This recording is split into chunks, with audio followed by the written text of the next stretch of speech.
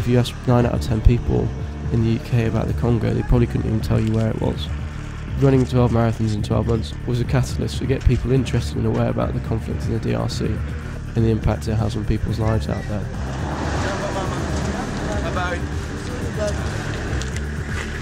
We go?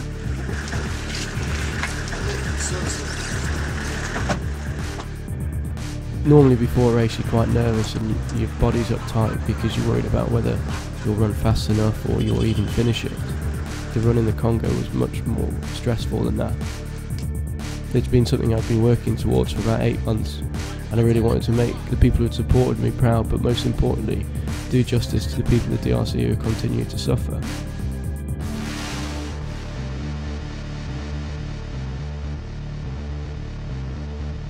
Well, we're running marathon distance, which is 26 miles, which is 42 kilometres.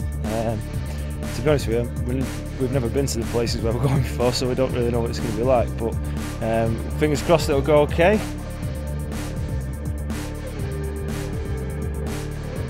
Running's normally quite relaxing for me, but running the marathon in the Congo was a completely different experience, given the things that we'd seen and heard when we were out there.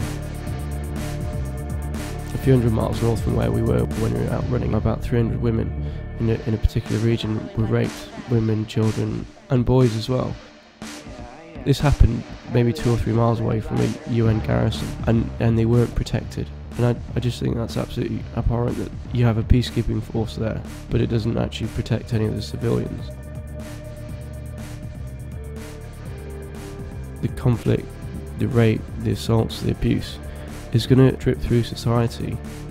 You're running along with these children and they were so happy. Some of them ran for maybe 6 or 7 miles, but then you knew at the back of your mind that these children were living in such a dangerous area. They could quite easily have been the part of the families that had been raped and assaulted.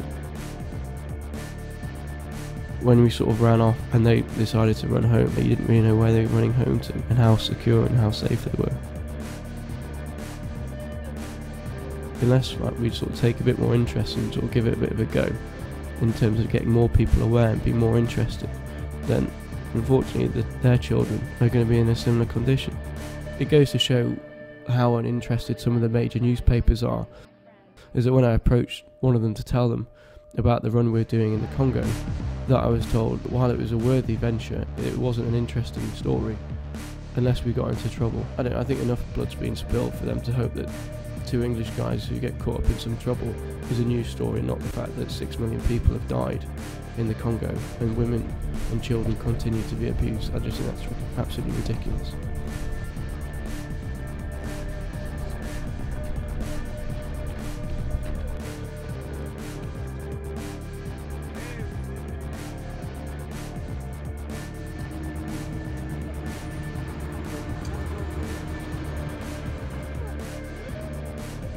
Charity shouldn't just be about raising money. What I did this year was about getting people interested and aware of a cause, and you can do that in a whole variety of different ways. I'm not very good on computers, but I set up a blog and I started blogging and telling people about things. You'll be surprised how much support you get from people when you do try and make a difference, because people actually see how important is something to you and they want to help you.